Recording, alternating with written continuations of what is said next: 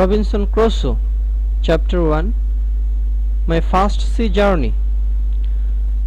Before I begin my story, I would like to tell you a little about myself.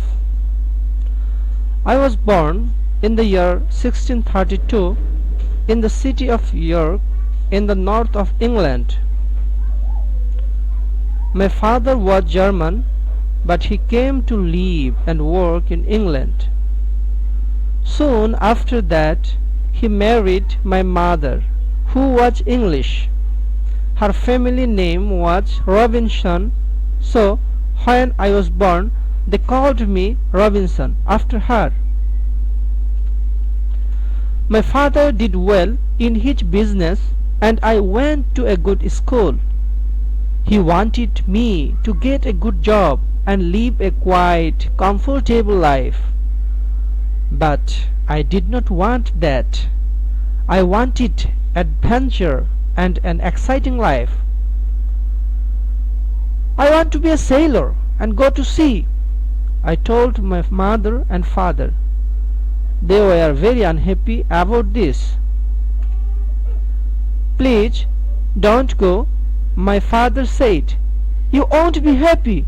You know, sailors have a difficult and dangerous life. And because I loved him and he was unhappy, I tried to forget about the sea. But I couldn't forget, and about a year later I saw a friend in town. His father had a ship, and my friend said to me, "We're sailing to London tomorrow. Why don't you come with us?" And so, on September 1st, 1651, I went to Hull, and the next day we sailed for London. But a few days later there was a strong wind. The sea was rough and dangerous, and the ship went up and down, up and down. I was very ill and very afraid. "Oh, I don't want to die," I cried. "I want to live. If I live, I'll go home and never go to sea again."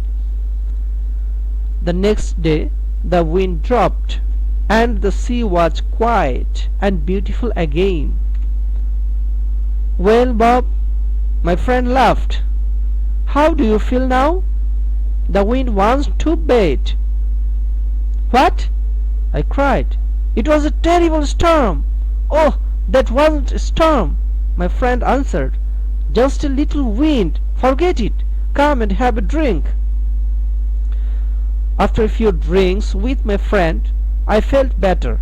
I forgot about the danger and decided not to go home. I didn't want my friends and family to laugh at me. I stayed in London for some time, but I still wanted to go to sea. So when the captain of a ship asked me to go with him to Ghana in Africa, I agreed, and so I went to sea for the second time.